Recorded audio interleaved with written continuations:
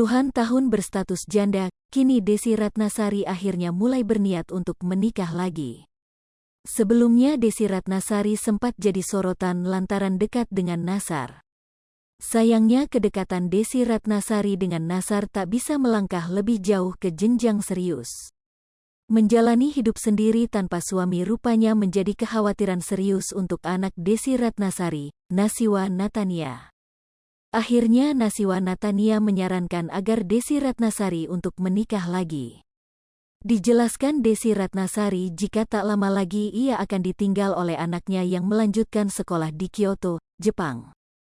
"Iya, putri saya sudah besar berusia 20 tahun, insya Allah mau lanjut sekolah ke Kyoto," kata Desy Ratnasari.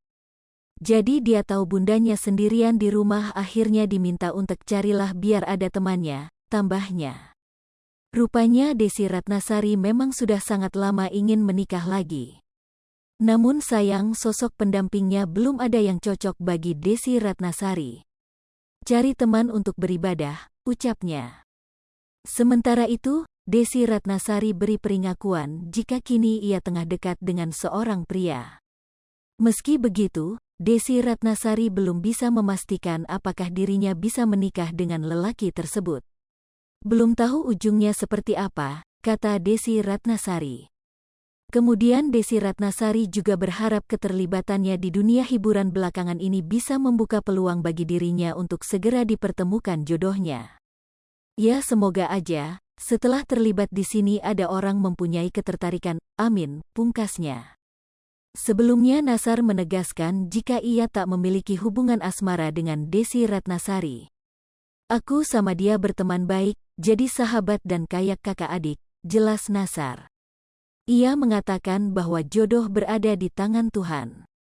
"Jodoh milik Allah," ungkap Nassar.